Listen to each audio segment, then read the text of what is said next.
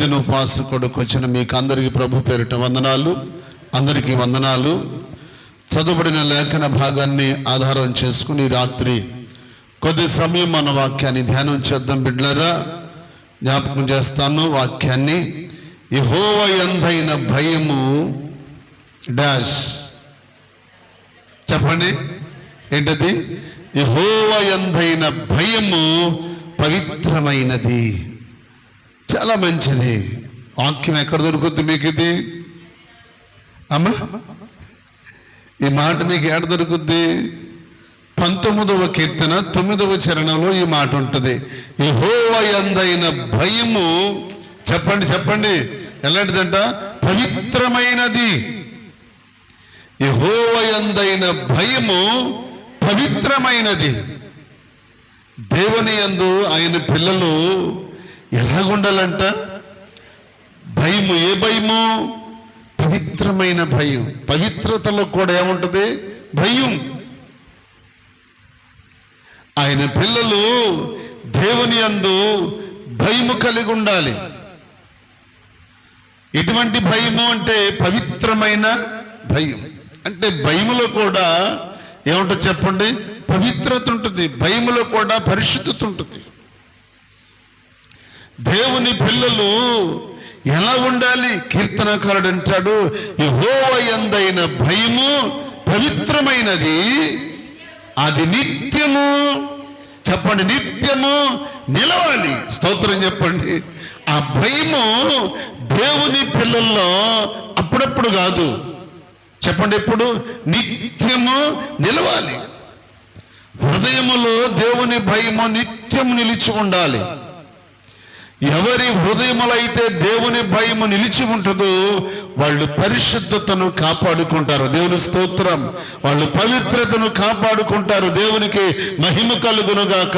వారు విశ్వాసాన్ని కాపాడుకోగలుగుతారు. దేవుని యందు భయము కలిగిన బిడ్డలు, పవిత్రమైన భయము కలిగిన బిడ్డలు, అది నిత్యము వారిలో చెప్పండి ఏమవ్వాలి? నిలిచి ఉండాలి. మన హృదయాల్లో దేవుని భయము నిలిచి ఉండాలి. 119వ కీర్తనలో దావీదు మహారాజు అంటాడు, నేను పాపము చేయకుండా ఉండునట్లు నా హృదయములో నీ వాక్యమును ఉంచుకుని ఉన్నాను అంటాడు కదా. ఒక వ్యక్తి పాపము చేయకుండా ఉండాలంటే అతని హృదయములు ఏముండాలి? ఒకటి దేవుని భయం ఉండాలి, రెండవది వాక్యం ఉండాలి. వాక్యం ఎవరు? దేవుడే. పవిత్రమైన భయం ఎవరు? దేవుడిచ్చింది. అది మనలో నిలిచి ఉండాలి, మన హృదయములో నిలిచి ఉండాలి. ఎప్పటి వరకు చెప్పండి? ఎప్పటి వరకు? మనము చనిపోయేంత వరకు, తుది శ్వాస విడిచేంత వరకు, ఈ లోకములో బ్రతికి ఉన్నంత కాలము దేవుని భయము మన హృదయములు ఏమవ్వాలి? నిలిచి ఉండాలి, నిలిచి ఉండాలి. ద్వితీయోపదేశ కాండంలో అంటాడు కదా, నీ పిల్లలకి కూర్చున్నప్పుడును, లేచినప్పుడును, పండుకొనున్నప్పుడును, లేచినప్పుడును, మార్గమున వెళ్ళినప్పుడును ఏం చేయాలంటే వాటిని గురించి మనం చెప్పాలి. ఏం చెప్పాలి? చిన్నపిల్లల కాడి నుంచి దేవుని యందు భయం వాళ్ళకి చెప్పాలి. అమ్మో, మన దేవుడు పరిశుద్ధుడయ్యా, మన దేవుడు పవిత్రుడమ్మా, మన దేవుడు యథార్థవంతుడు, మన దేవుడు గొప్ప దేవుడు, రోషం కలిగిన దేవుడు. ఆయన ఎదుట ఏ పొరపాటు చేయకూడదు. లోకం చూస్తుందని కాదు, లోకం చూసినా చూడకపోయినా కానీ మనల్ని చూసే దేవుడు ఉన్నాడు. నిజం. లోకం చూడొచ్చు, చూడకపోవచ్చు. భార్య చూడకపోవచ్చు, చూడకపోవచ్చు. భర్త చూసినా చూడకపోయినా, తల్లిదండ్రులు చూసినా చూడకపోయినా, స్నేహితుడు స్నేహితురాలు ఎవరు చూసినా చూడకపోయినా కానీ ఎవరు చూస్తారు? దేవుడు. ఎప్పుడు తెలిసింది మనకిది? చెప్పండి, ఎప్పుడు అర్థమైంది మనకిది? ఆయన వాక్యమును మన హృదయములో ఉంచుకున్నప్పుడు. నిజమే. యెహోవా యందైన భయము పవిత్రమైనది, పవిత్రమైనది. చాలా మందికి పవిత్రమైన భయం ఉండదు. భయం ఉండదు కానీ చెప్పండి, ఏ భయం ఉండదు? పవిత్రమైన భయం ఉండదు. పవిత్రమైన భయం, దేవుని యందు పవిత్రమైన భయం ఉండదు. అలా హృదయంలో నిలిచి ఉండదు ఆ భయం. అప్పుడప్పుడు వస్తుంది ఆ భయం. కానీ దేవుని పిల్లలకి, ఆయన శిలువ రక్తంలో కడగబడిన బిడ్డలకి, దేవుడంటే భయం కలిగిన బిడ్డలు, దేవుడంటే భక్తి ఉన్న బిడ్డలు, దేవుని మీద ఆధారపడిన బిడ్డలు, ఆయన మీద ఆనుకున్న బిడ్డలు. యెషయా ప్రవక్త అంటాడు కదా, ఎవని మనస్సు నీ మీద ఆనుకొనును వానిని పూర్ణ శాంతి గలవానిగా కాపాడుతా. ఆయన మీద ఆనుకున్న వాళ్ళకి, ఆయన హత్తుకున్న వాళ్ళకి ఆయన ఆనుకోవాలి. ఎలా అనుకోవాలి? తీగే ద్రాక్షవల్లిలో అంటుకట్టబడినప్పుడు ఆనుకున్నట్లు, పెనవేసుకున్నట్లు దేవునితో, దేవుని ఆత్మతో మన ఆత్మ పెనవేసుకోవాలి. భక్తితో కూడిన భయం కావాలి. విశ్వాసములో ఎదగాలి బిడ్డలు, విశ్వాసములు ఎదగాలి. ఎక్కడ కూడా రాజీ పడకూడదు. కొన్నిసార్లు పరిస్థితులు అననుకూలంగా మారుతున్నాయి అనుకున్నప్పుడు దేవుని భయము మనలో ఉండాలి, దాటిపడి ఉండాలి. దేవుని భయమున్న ఒక యవనస్తుడు మనందరికీ తెలుసు. దేవుని భయమున్న యవనస్తుడు చెప్పండి, పాపము చేయడానికి అవకాశం వచ్చినప్పుడు చెప్పండి ఏం చేశాడు? పారిపోయాడు. పిరికోడా? మరి ఎందుకు పారిపోయాడు చెప్పండి? యెహోవా యందైన భయము పవిత్రమైనది. పవిత్రతను కాపాడుకున్నాడు యవనస్తుడు. విశ్వాసాన్ని కాపాడుకున్నాడు యవనస్తుడు. పరిశుద్ధతను కాపాడుకున్నాడు యవనస్తుడు. నా ప్రభు బిడ్డలారా, ఈ రాత్రి కాలమందు దేవుని వాక్యం మనతో మాట్లాడుతుంది. మొదటిది యెహోవా యందైన భయము చెప్పండి పవిత్రమైనది, పవిత్రమైనది. రెండవది మీకు జ్ఞాపకం చేస్తాను. తీతు పత్రిక 1వ అధ్యాయం 15వ వచనాన్ని చూస్తే, తీతు పత్రిక 1వ అధ్యాయం 15వ వచనం, 1వ అధ్యాయం 15వ వచనం, పవిత్రులకు అన్నీ పవిత్రములే గాని అపవిత్రులకు, అవిశ్వాసులకు ఏది పవిత్రమైనది కాదు. అర్థమైందా మీకు? మరలా ఒకసారి చదవండి. పవిత్రులకు అన్నీ పవిత్రములే గాని అపవిత్రులకు, అవిశ్వాసులకు ఏది పవిత్రమైనది కాదు. వారి మనస్సు, వారి మనస్సాక్షి అపవిత్రపరచబడి ఉంది. అందుకే అపవిత్రుడైన వాడికి, అన్యాయస్తుడైన వాడికి, అక్రమాల్లో బ్రతికే వాడికి, పాపంలో బ్రతికే వాడికి, రకరకాలటువంటి లోక సంబంధమైన వాటిలో మునిగిన వాడికి స్త్రీ అయినా పురుషుడైనా బిడ్డలారా అన్నీ వాళ్ళకి ఎలా కనపడతాయి అంట? అపవిత్రమైన వాటికన్నీ అన్నీ వాళ్ళకి అపవిత్రంగానే కనపడతాయి. పెద్దోళ్ళు అంటారు కదా, పచ్చకామెర్లు వచ్చిన వాడికి లోకమంతా కూడా నిజమే పచ్చగానే కనిపిస్తుంది, పచ్చగానే కనపడుతుంది. అలాగే అపవిత్రుడికి, అన్యాయస్తుడికి, లోక సంబంధికి, పాప సంబంధికి, దుష్ట సాంగత్యంలో బ్రతికే వారికి ఏది కూడా మంచిది, ఏది కూడా మంచిగా కనిపించదు. పరిశుద్ధమైనది ఏది పరిశుద్ధంగా కనిపించదు. పందికి శ్రేష్టమైన స్థలం దానికి బాగుంటుందా?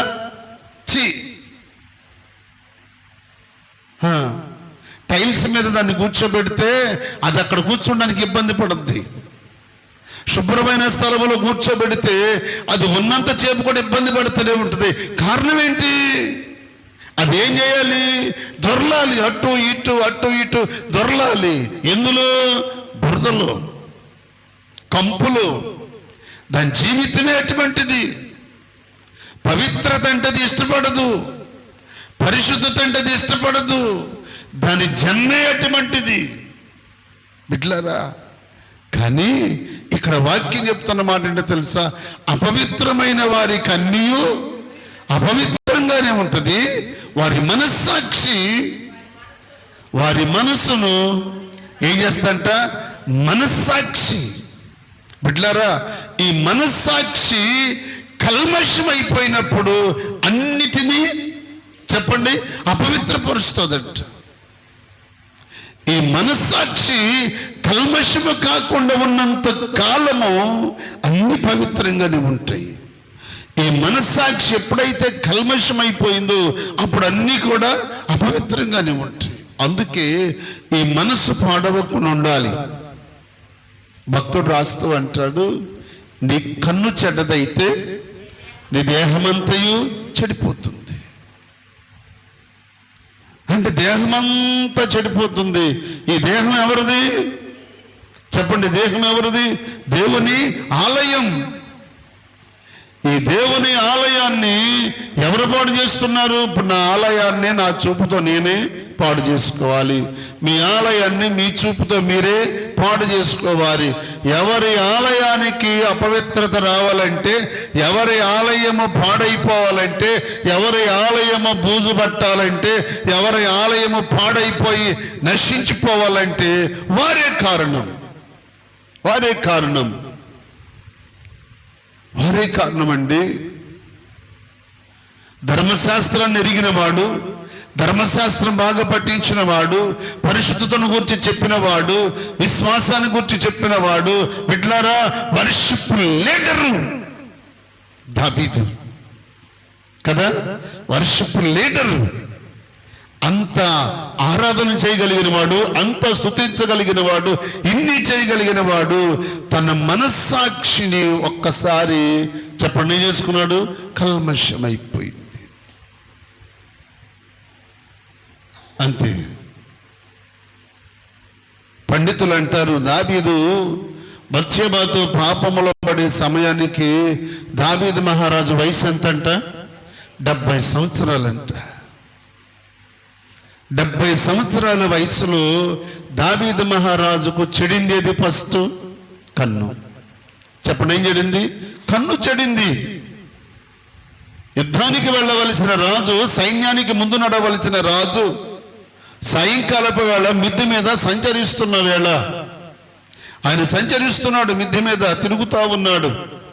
యుద్ధానికి వెళ్ళి సైన్యాన్ని ముందు నడవలసిన వాడు ఆ దినం ఎందుకు అపవిత్రమైపోవటానికి, అపవిత్రమైన జీవితం జీవించడానికి, తన కన్ను చెడటానికి, తన దేహమంతా పాడైపోవడానికి గల కారణము యుద్ధానికి ముందు నడవలసిన రాజు మిద్దె మీద సంచరిస్తున్నప్పుడు తన దృష్టి కొనలో స్నానం చేస్తున్నాడు. ఎవరు? బత్షెబ. ఎక్కడ స్నానం చేస్తుంది చెప్పండి? ఎక్కడ? కొనలో. చిన్న చిన్న చెరువులో స్నానం చేస్తుంది. ఇప్పుడు ఒక రకంగా చెప్పాలంటే తప్పు ఇద్దరిదా ఒకళ్ళదుందా?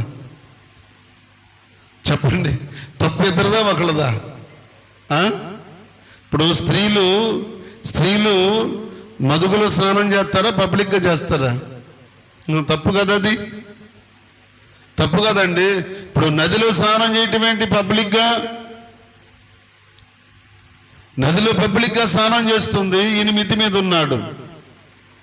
పాపము చేయటానికి, పాపములు పడటానికి వయసుతో సంబంధము లేదు, కులంతో సంబంధము లేదు, ఏదీ లేదు. నా ప్రభు బిడ్డలారా, దావీదు మహారాజు తన జీవితంలో ఎన్ని అద్భుతమైన వాక్యాలను చెప్పగలిగిన వాడు, ఎంతగా దేవునితో సహవాసం కలిగిన వాడు, దివారాత్రులు దేవుని సన్నిధిలో ప్రార్థించిన వాడు, గంటల గంటలు ఆరాధించిన వాడు, స్తుతించిన వాడు అయిపోయింది. తన దేహమంతా పాడవటానికి ముందేది? కన్ను చెడిపోయింది. ఆ కన్ను చెడిన కారణంగా దావీదు జీవితమే పాడైపోయింది. బిడ్డలారా, దావీదు జీవితంలో దావీదు ఒక మాట చెప్తాను. లోకస్తుడు పాపములు బ్రతికేవాడు పాపం చేస్తే వాళ్ళ పరిహారం వేరుగా ఉంటుంది. కానీ పరిశుద్ధతలో బ్రతికే బిడ్డలు, రక్షించబడిన బిడ్డలు, క్రీస్తు రక్తంలో కడగబడిన బిడ్డలు, ప్రత్యేకించబడిన బిడ్డలు లోక స్నేహంలో కానీ పడిపోయారు అనుకోండి, వాళ్ళు చాలా నష్టాలు చూడాల్సి వస్తుంది. ఎందుకని? తెలిసి చెప్పాలి, తెలిసి చేశారు కనుక వాళ్ళు నష్టం అనుభవించాలి. దావీదు మహారాజు ఎంత తెలిసిన వాడు, ధర్మశాస్త్రాన్ని పఠించిన వాడు, అద్భుతమైన మంచి గాయకుడు, రచయిత, సుబుద్ధి కలిగిన వాడు. మధ్యాహ్నం ధ్యానం చేశాం కదా, దావీదును సౌలు ఎక్కడికి పంపించిన చెప్పండి, వెళ్ళిన చోట్లల్లా చెప్పండి ఏం చేసేవాడు? సుబుద్ధి కలిగి పని ముగించుకుని వచ్చేవాడు. ఏ పని అప్పగించినా సుబుద్ధి కలిగి, మంచి బుద్ధి కలిగి చేసేవాడు. అలాంటి దావీదుకి ఒక దినం అటువంటి పరిస్థితి ఎదురై నష్టపోయాడు. బిడ్డలారా, దావీదు పాపం ద్వారా 4 పిల్లలు, చెప్పండి ఎంతమంది? 4 కొడుకులు చచ్చిపోయారు. కానీ మన జీవితంలో దేవుడు ఎందుకు మనల్ని ఇంకా ఓపిక పడుతున్నాడు? ఎందుకు దేవుడు మనల్ని ఇంకా సహిస్తున్నాడు? ఎందుకు దేవుడు మన పట్ల ఓర్పు కలిగి, సహనం కలిగి ఎందుకు ఆయన ఓర్చుకుంటున్నాడు? చాలా మందికి అర్థం కావట్లేదండి. చాలా మందికి నిజంగా దేవుని యందు భయం కలిగి, పవిత్రమైన భయం కలిగిన బిడ్డలు, రక్షించబడిన బిడ్డలు చెప్పండి, సమయానుకూలంగా మందిరానికి వస్తారా రారా? పరుగులు ఎత్తుకుంటా. ఓ రైతు వారి చేలు పనికి వెళ్ళటానికి నీకు అంత ఫాస్ట్, ఒక కంపెనీలో ఉద్యోగం చేసేవాడు, ఒక ఆఫీస్కి వెళ్ళేవాళ్ళు టైం అయిపోతుందని 9 గంటలకల్లా తంబేయాలి, లేకపోతే ఈ కన్ను పెట్టాలి. ఇవన్నీ కూడా సమయానికల్లా వెళ్ళాలి. దీనికైతే బాగానే ఉంటుంది, కానీ పరిశుద్ధత కలిగిన దేవుని సన్నిధికి రావడానికి టైం ఉండదు, ఏముండదు, లెక్క ఉండదు, భయం ఉండదు. నా దేవుని బిడ్డలారా, దేవుని యొక్క సన్నిధికి వెళ్ళాలనే ఆసక్తి మన హృదయంలో ఎప్పుడు కూడా. ఇర్మియా ప్రవక్త కన్నీటి ప్రవక్త. ఇర్మియా పేరేంటి? కన్నీటి ప్రవక్త. అలాంటి ప్రవక్త అంటాడు, నా హృదయం అగ్ని వల్లే మండుచుందంటాడు. దేవుని మీద, దేవుని పట్ల అలాంటి ఆసక్తి ఉండాలండి. దేవుని పిల్లలకి దేవుని పట్ల నీకు ఆసక్తి ఉండాలి. నీ ఉద్యోగం మీద ఉన్న ఆసక్తి, నీ వ్యాపారం మీద ఉన్న ఆసక్తి, నీ వ్యవసాయం మీద ఉన్న ఆసక్తి, నీ రైతు వారి పని మీద ఉన్న ఆసక్తి నీకున్న ప్రతి ఆసక్తి, వీటన్నిటిని మించినది దేవుని సన్నిధి. ఒక్క అడుగు వేయాలంటే ఆయన ఇష్టం అవ్వాలి. ఈ రాత్రి పడుకొని ఉదయం లెగాలంటే ఆయన చిత్తం అవ్వాలి. ఏదైనా ఆయన చిత్తం లేకుండా ఏ నరుడు తన పడకను దిగలేడు. ఎవరికి అర్థం కావట్లేదు. నేను తినే తిండు నా జీవితమో, నా అదృష్టమో, నా జాతక బలమో, నా వల్లనే నేనే బ్రతుకుతున్నాను చాలా మంది అనుకుంటారు. చాలా మంది ఇలాగ అనుకుని అలాగ బ్రతుకుతున్నారు. కానీ వాక్యానుసారంగా వాళ్ళకి అర్థమైతే, వాక్యం వారికి అర్థమైతే, దావీదు అంటున్నాడు, యెహోవా యందైన భయము పవిత్రమైనది. ఆయన సన్నిధిలో పవిత్రమైన జీవితాన్ని జీవించాలి దేవుని పిల్లలు. యాకోబు భక్తుడు అంటాడు, 3వ మాట మీకు చెప్తాను, 3వ అధ్యాయం 17వ వచనం. యాకోబు పత్రిక 3వ అధ్యాయం 17వ వచనం. అయితే పైనుండి వచ్చు జ్ఞానము మొట్టమొదట పవిత్రమైనది, తరువాత సమాధానకరమైనది, మృదువైనది.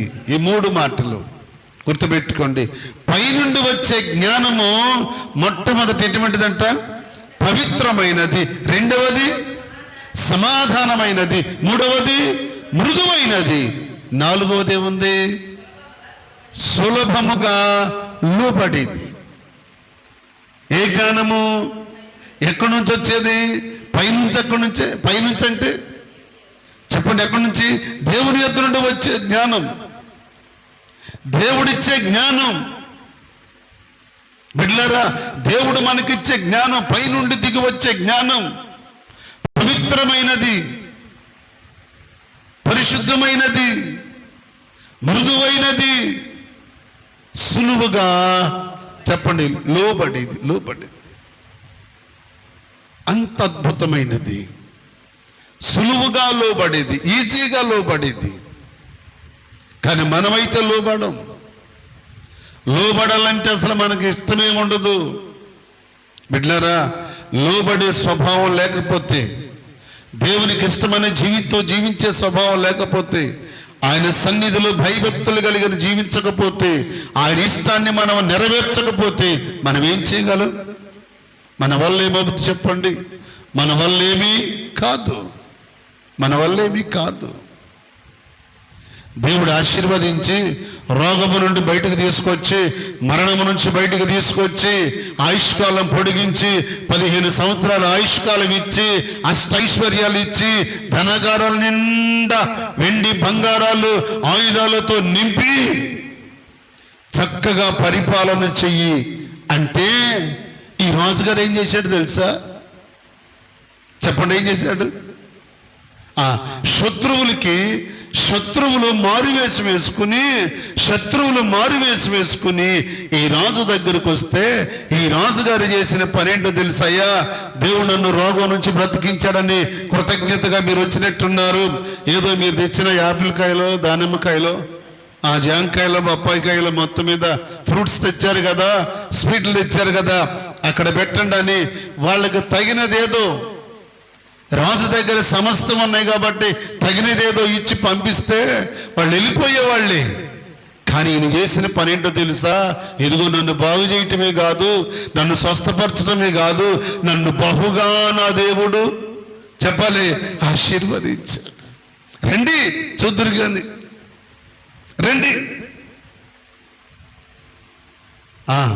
రండి చూద్దురు కానీ. రక్క ఇగో పండగ తీసుకున్నాం మొన్న మేము. ఏంటి అయ్యి?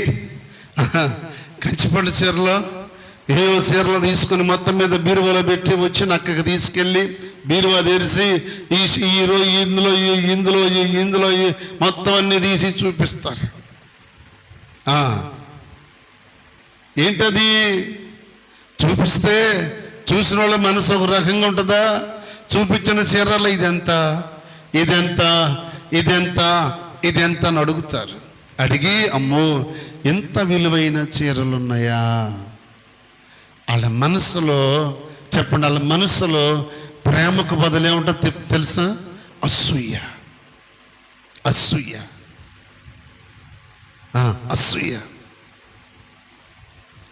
శత్రువులు మారువేషం వేసుకుని వస్తే, హిజ్కియా రాజు బాగుపడిన తర్వాత, స్వస్థత పొందిన తర్వాత, దేవుడు బహుగా దీవిస్తే ఈ రాజుకి కాస్తంత జ్ఞానం లేదు. ఎవరి జ్ఞానం లేదు చెప్పండి? యెహోవా యందైనా జ్ఞానము లేదు. ఆ జ్ఞానం ఉంటే తీసుకెళ్లి ధనాగారాలు చూపించడు.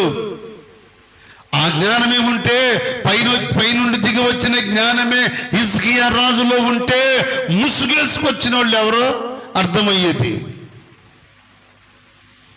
ఒక వ్యక్తి మన దగ్గరికి వచ్చాడు అంటే ఆ వ్యక్తిని గురించి ప్రార్థన చేయాలి. తెలియని వ్యక్తి, ఏ వ్యక్తి వచ్చినా తెలియని వాళ్ళు వస్తే వాళ్ళ గురించి మనం ప్రార్థన చేయాలి. ప్రభువా, వీళ్ళు ఎటువంటి వాళ్ళు, వీళ్ళ మనసు ఎటువంటిది, వీళ్ళ బ్రతుకేంటి, వీళ్ళు ఎటువంటి వాళ్ళు, ఏ స్వభావంతో వచ్చారు. రాజు అలాగూ ప్రార్థన చేయకుండా మరణ వార్త వచ్చిందంటేనే తిరిగి గోడ తట్టు తిరిగి ప్రార్థన చేశాడు. కానీ మారు వేషం వేసుకొచ్చిన వాళ్ళకి ప్రార్థన చేశాడా? అయ్యా వీళ్ళు ఎవరు ప్రభువా? ఎక్కడి నుంచి వచ్చారు అయ్యా వీళ్ళు ఏ దేశం వాళ్ళు? ఎక్కడి నుంచి వచ్చారు? వీళ్ళ ప్రాంతం ఏంటి? వాళ్ళు చెరిగిపోయిన బట్టలు, వాడిపోయిన అప్పాలు, రకరకాలు ఏయో చూపిస్తారు, మాయ చేసేవాడు. అలాంటప్పుడు హిజ్కియా రాజు ధనాగారాలన్నీ తీసుకెళ్ళి చూపిస్తే వాళ్ళు వెళ్ళిపోయి ఆ దేశంలో రాజుకు చెప్తే వాడు సైన్యాన్ని వేసుకొచ్చి చెప్పండి ఈ దేశం మీద పడి వీళ్ళని కొట్టి లాక్కెళ్ళి ధనాగారాలన్నింటిలో ఉన్న వెండి బంగారాలు మొత్తం దోసుకెళ్ళిపోయాడు. నీ విశ్వాసాన్ని, నీ భక్తిని, నీ పరిశుద్ధతను నువ్వు సాతానికి ఎప్పుడు చూపించకూడదు. దేవుని స్తోత్రం. నువ్వెప్పుడు సాతానికి చూపించుకోలే. దుష్టుడా, సాతానా, నేను ఎంత ప్రార్థన చేస్తున్నానో తెలుసా? నువ్వు నన్ను ఏమి చేయలేవురా. నేను ప్రార్థనా పరురాల్ని, నేను ప్రార్థనా పరుణ్ణి, నేను భక్తి కలిగిన దాన్ని, నేను భక్తుణ్ణి, నువ్వు నన్నేం చేస్తారా రా అని మోకరించామనుకో, కొద్దిసేపు ప్రార్థన చేయగానే ముందుకో వెనక్కో పడతాడు. చూడండి, సాతాను గాడిని కెలికి అన్ను తిట్టి మీరు మోకరించండి, మీరు ప్రార్థన చేస్తూనే ఉంటారు. వాడు మామూలుడు కాదు, జరుగుతుంది. నా దేవుని బిడ్డలారా, ఆడు సామాన్యమైనడు కాదు. ఆడు జోలు మనకెందుకు, శత్రుజోలు మనకెందుకు, తేనె తొట్టు మీద రాయేయటం ఎలా, ఈగల చేత కుట్టించుకోవటం ఎలా, ఆడజోలు మనకెందుకు. మనం పిలవకుండా, మనం చెప్పకుండా ఆడు మన పరిధిలోకి వచ్చాడు అనుకోండి, అప్పుడు వాడి మీద మనం అటాక్ చేస్తాం. స్తోత్రం చెప్పండి. అంతేగాని వాడు మనకెందుకు, పోయేవాడిని పోనీయటమే, తిరిగేవాడిని తిరగనీయటమే. రాత్రి కాలం మందు జ్ఞాపకం చేస్తున్నాను, పైనుండి వచ్చే జ్ఞానము మొట్టమొదట చెప్పండి పవిత్రమైనది, రెండవది సమాధానకరమైనది, మూడవది మృదువైనది, నాలుగవది సులభముగా లోబడింది, ఈజీగా లోబడింది. అలాంటి పవిత్రమైన భయం కలిగి దేవుని పిల్లలుగా మనం ఉండాలి. నాలుగవది మీకు జ్ఞాపకం చేస్తాను. నాలుగవది మనం చదువుకున్న లేఖనంలో ఉంటుంది 12:6. యెహోవా మాటలు పవిత్రమైనవి, అవి మట్టి మూసలో 7 మారులు కరిగి ఊదిన వెండి అంత పవిత్రములు. స్తోత్రం చెప్పండి, హల్లెలూయా. ఆయన మాటలు ఎటువంటివంట చెప్పండి, పవిత్రమైనవి. ఎంత పవిత్రమైనవి, ఎంత పవిత్రమైనవి అంటే వెండిని మట్టి మూసలో వేసి 7 మారులు కరిగి ఊదితే వెండి ఎంత పవిత్రంగా ఉంటుందో అంతకంటే పవిత్రమైన మాటలు మన దేవునివి. అలాంటి దేవునికి మనం పిల్లలం. స్తోత్రం చెప్పండి. పవిత్రమైన దేవునికి మనం పిల్లలం, పరిశుద్ధుడైన దేవునికి మనం పిల్లలం, నిర్దోషి అయిన దేవునికి మనం పిల్లలం, నిష్కల్మషుడైన దేవునికి మనం పిల్లలం, నిందారహితుడైన దేవునికి మనము పిల్లలము. అంత గొప్ప దేవునికి కుమారులుగా కుమార్తెలుగా ఉన్నామంటే ఎందుకు మనం సిగ్గుపడాలి, ఎందుకు మనం భయపడాలి, ఎందుకు మనం అజాగ్రత్తగా ఉండాలి, ఎందుకు మనము అనాలోచనగా ఉండాలి?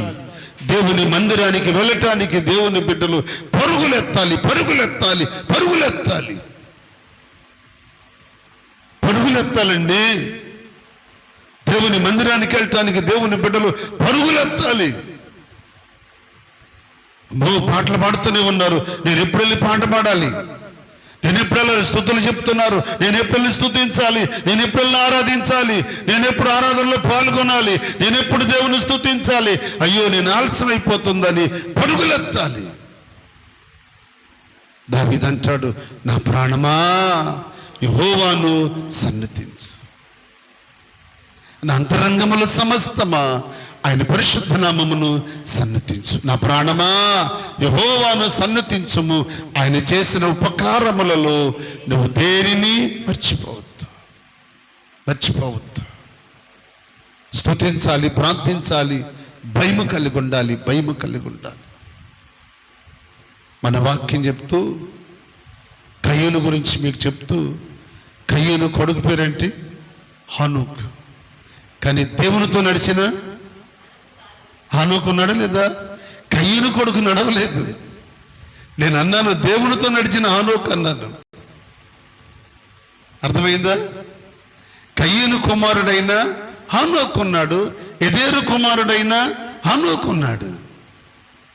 అవును, ఎదేరు కుమారుడైన హనోకు పవిత్రమైన జీవితం కలిగిన వాడు, 365 సంవత్సరాలు బ్రతికిన వాడు, 300 సంవత్సరాలు దేవునితో నడిచిన వాడు, పరిశుద్ధత కలిగిన వాడు, పవిత్రత కలిగిన వాడు, దేవునితో మాట్లాడుతూ మాట్లాడుతూ మాట్లాడుతూ చెప్పండి ఎక్కడికి వెళ్ళాడు?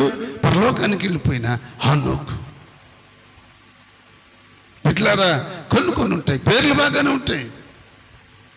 మరి మరియమ్మలో ఎంతమంది లేరు? ఎంతమంది ఉన్నారు చెప్పండి, నేను ప్రశ్న చేస్తే మీకు. అమ్మా కరెక్ట్గా చెప్పండి. కరెక్ట్గా చెప్తే రేపు పొద్దున మీకు మరలా రేపు నైట్ ప్రార్థనలో మీకు గిఫ్ట్ ఇస్తాను నేను. మరియములు ఎంతమంది, ఎవరెవరు, అన్ని సంఖ్యలు చెప్పకూడదు, ఒకసారి చెప్పాలి. ఏ మరియమ్మ ఏంటి, ఏ మరియమ్మ ఏంటి, ఎక్కడ, ఒక్కొక్కరికి ఒక్కొక్కరు ఉంటారు. అర్థమైందా? ఎంతమంది మరియములు ఉన్నారు, ఏ మరియం ఏంటి, ఏ మరియం ఏంటి, ఇవన్నీ కూడా ఉన్నాయి, వివరాలు ఉన్నాయి. అర్థమైందా? మరి ఒకరితో ఉంటే కాదు,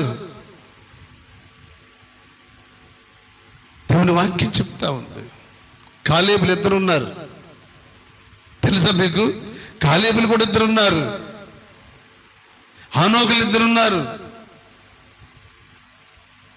యాకోబులు ఉన్నారు, యోహానులు ఉన్నారు. ఎంతమంది యోహానులు ఉన్నారు, ఎంతమంది మరియములు ఉన్నారు? ఇవన్నీ మనకు కావాలి. అర్థమైందా?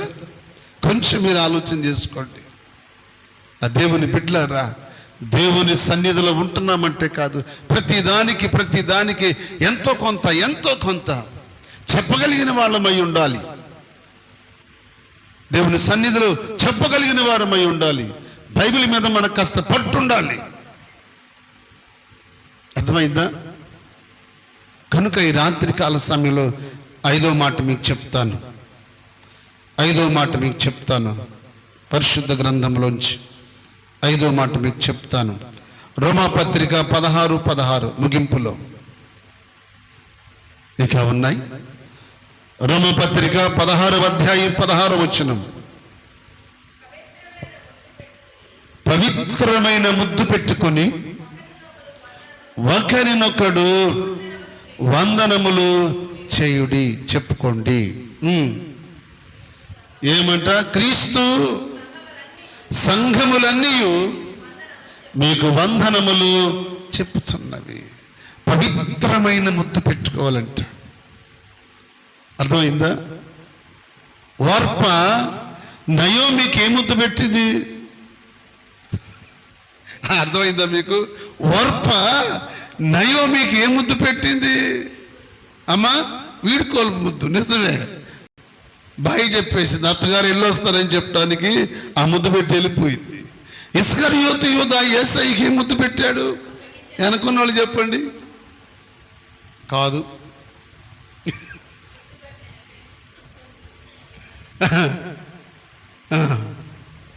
ఇస్కరియోతు యూదా ఏ ముద్దు పెట్టాడు? కపటమైన ముద్దు, అప్పగించే ముద్దు. ప్రభు అంటాడు, స్నేహితుడా, స్వీకరించడానికి పెట్టవలసిన ముద్దు అప్పగించడానికి పెడుతున్నావా? ఎంతండి అంటే ముద్దుల్లో కూడా ఏముంటాయి చెప్పండి? మాసం ఉంటుంది.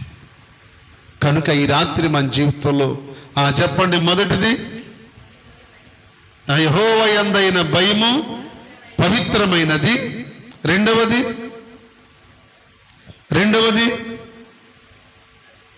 అయిపోయిందా? చెప్పండి. రెండవది ఏంటి? అన్నీయు పవిత్రములే. అపవిత్రుడికి అన్నీయు అపవిత్రమే.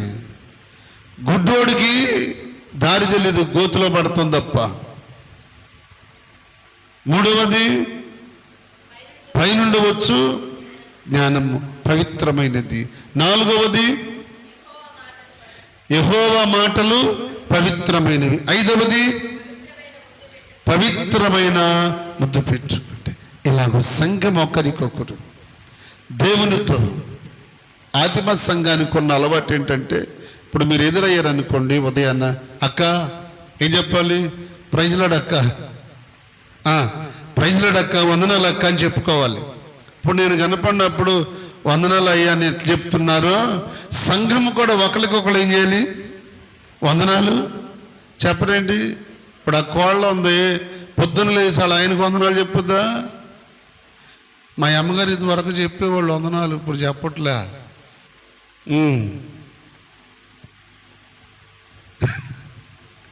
అంటే ఏమైపోయింది? రాను రాను చెప్పండి, ఏమైంది? మా కోళ్ళలో చెప్పేది రాను రాను ఏమైపోయింది అంతే. ఇప్పుడు మనం ఏం చెప్పుకోవాలి? దేవుని పిల్ల ఉదయాన్నే లేచిన వెంటనే ఎవరిని చూసినట్టు? దేవుణ్ణి చూసినట్టే. మనలో ఒకరిలో ఒకరిని ప్రభువును చూసినట్టే. అందుకని ఫారెన్ వాళ్ళు అంటే ఉదయాన్నే లేవగానే ఒకరికొకరు ఏం చెప్పుకుంటారు? ఐ లవ్ యూ అంటారంట. ఏమంటారు? చెప్పండి, అర్థం ఏంటి రమ్య? ఐ లవ్ యూ అంటే భార్య భర్తనే ఐ లవ్ యూ అంటదంట. అంటే నేను నిన్ను ప్రేమిస్తున్నాను. భర్త భార్యనే ఐ లవ్ యూ అంటే నేను కూడా నిన్ను ప్రేమిస్తాను. ఒకళ్ళొకళ్ళు ప్రేమించుకుంటున్నారు, అది ప్రేమ. కానీ వందనాలు చెప్పుకోవాలి దేవుని పిల్లలు, అది మనకు సాధ్యం కావట్లేదు. మందిరానికి వచ్చినప్పుడు అయినా కనీసం కొంతమంది అయినా దాన్ని మనం చెయ్యాలి. ఆదిమ సంఘము ఎదురుపడితే ఒకరికొకరు వందనాలు చెప్పుకునేవాళ్ళు. అది ప్రేమ, అది పవిత్రత, అది భక్తి, అది విశ్వాసం. ఒకరికొకరు మనపూర్వకంగా వందనాలు చెప్పుకుంటే పొరపాటున ఏదన్నా చిన్న మాట వచ్చినా ఏం చేస్తారు? ఒకరికొకరు ఏం చేస్తారు? సమాధాన పడతారు. స్తోత్రం చెప్పండి, సమాధాన పడతారు. అవును, వందనాలు సమాధాన పడేటట్లు చేస్తాయి, శుభాలు సమాధాన పడేటట్లు చేస్తాయి. కనుక ఈ రాత్రి బిడ్డలారా, ఒకరికొకరము పవిత్రత కలిగి, పరిశుద్ధత కలిగి, నిర్దోషమైన జీవితం కలిగి, క్రీస్తు యేసు కొరకు సాక్షులుగా బ్రతుకుతూ రాకడొచ్చేంత వరకు, ప్రభు మన విలోకాన్ని విడిచిపెట్టేంత వరకు మన ఒకరికొకరము దేవుని పిల్లలుగా సమాధాన సంబంధమైన జీవితాలు కలిగి ప్రభుని లోకానికి చూపిస్తూ ఆయన కొరకు బ్రతుకుదాం. ఒక్క మాట చెప్తాను, దానియేలు 3:12 ఏముంటుంది? దానియేలు